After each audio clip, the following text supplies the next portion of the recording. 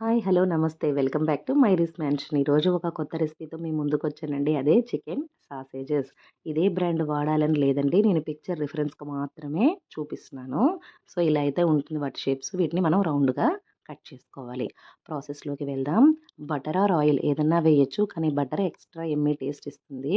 ప్యాన్‌లో కొంచెం బటర్ వేశాక అందులో తురిమినటువంటి అల్లం, వెల్లుల్లి ఈ రెండిటిని వేసి ఒక హాఫ్ మినిట్ పాటు అలా చేయాలి.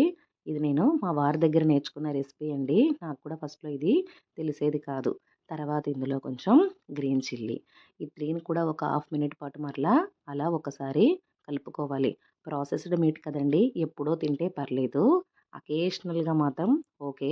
అదే రెగ్యులర్‌గా మాత్రం అస్సలు ప్రిఫర్ చేయొద్దు. తర్వాత అందులో కట్ చేసినటువంటి చికెన్ సాసేజెస్.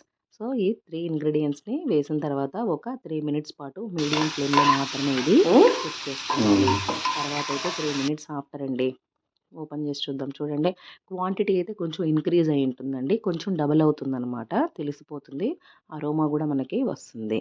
సో, ఇందులో తర్వాత little bit of onion powder, chilli powder, little bit pinch of salt అండి. ఇది ప్రాసెస్డ్ మీట్ అన్నాను కదండీ! ఆల్రెడీ ఇందులో సాల్ట్ ఉంటుంది. కొంచెమే వేసుకోవాలి.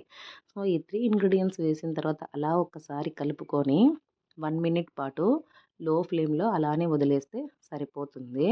నిజంగా అండి చాలా త్వరగా అయిపోతుంది. హార్డ్‌లీ ఒక 7-10 మినిట్స్ మాత్రమే తీసుకుంటుంది. నేను ఎక్స్‌ట్రా టేస్ట్ కోసం పైనుంచి కొంచెం బటర్ అయితే వేశాను. అంతే. అలా ఒక్క నిమిషం పాటు ఉంచేసి స్టవ్ ఆఫ్ చేస్తే మన yummy yummy chicken sausages ready. So, పిల్లల యొక్క రియాక్షన్ ఏంటో చూద్దాం. చిన్న పాప చెప్తుంది, "మమ్మీ సో యమ్మీ" అని. నిజంగా బావుంటుందండి. ట్రై చేయండి. వీడియో నచ్చితే లైక్ అండ్ సబ్స్క్రైబ్. బాయ్.